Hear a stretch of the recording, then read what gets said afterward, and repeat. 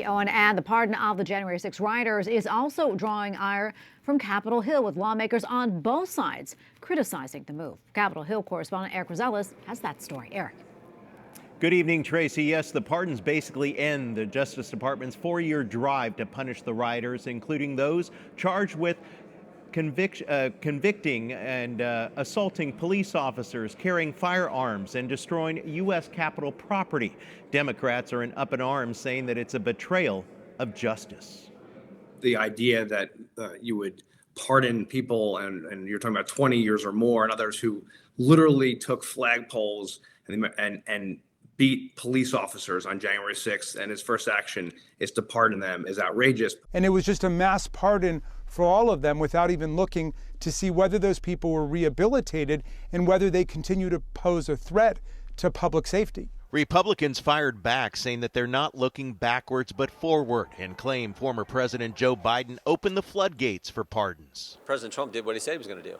Joe Biden didn't.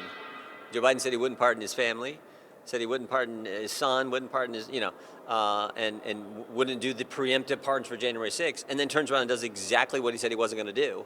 President Trump did what he said he was going to do. He said, I'm going to pardon the January 6th people. We all knew it was coming. I think they are a blanket. I think there's a lot. I think there's case by case. But look, I mean, I said this before, and Biden made the most massive use of pardon power that we've seen in history. But not all Republicans are happy with the decision. So to me, I just can't agree. I'm about to file 2 bills that will increase the penalties up to and including the death penalty for the murder of a police officer, and increasing the penalties and creating federal crimes for assaulting a police officer. That should give you everything you need to know about my position. Meanwhile, President Trump's nominees continue to go through the confirmation process. Just this morning, Vice President J.D. Vance administered the oath of office to new Secretary of State, former Florida Senator Marco Rubio.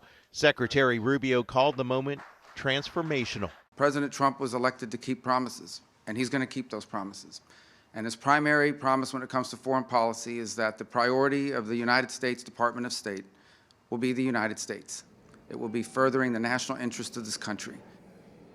And those confirmation hearings included President Trump's nominee to be the United Nations ambassador. That's former New York Congresswoman Elise Stefanik. She faced questions today from the Senate Foreign Relations Committee. She is expected to be easily confirmed by the full Senate.